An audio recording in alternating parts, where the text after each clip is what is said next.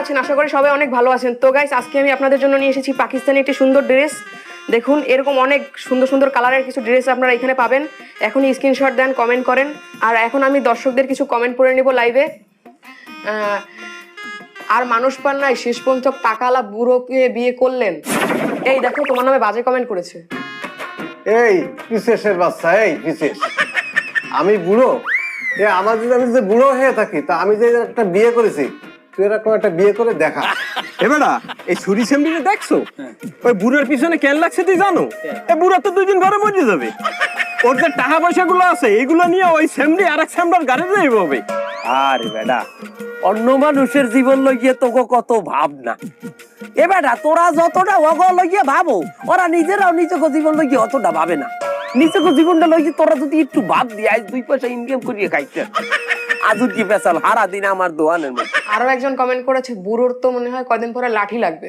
এই বিশেষ, আমার লাঠি লাগবে?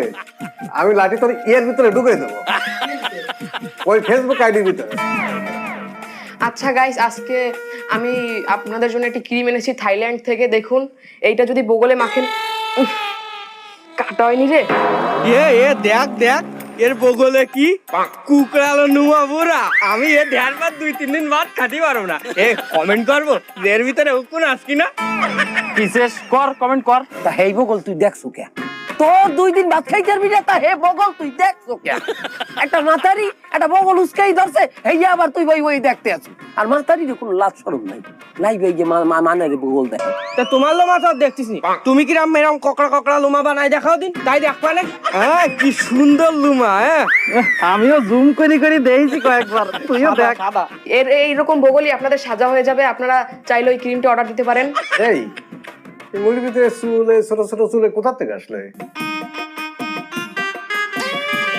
এই যে মনে বগলের চুল পড়ে গেছে নামানোর সময়। মুড়ি দেখো, মুড়ি আমার কোথা দিয়ে চুল পড়বে? তোমার মাথা দিয়ে পড়েছে হয়তো। ও, তা হতে পারে। মাথায় তোমার চুলই নেই তো, আমার মাথায় তো চুল কোথা থেকে? দূর অত প্রশ্ন করো না তো, তোমার নিয়ে মানাই চলতে আমার এমনিতেই কষ্ট হয়ে যাচ্ছে। লাইভে সবাই আজে বাজে কমেন্ট করে, আমার বিজনেসটাই ঠিক মতো নয় না।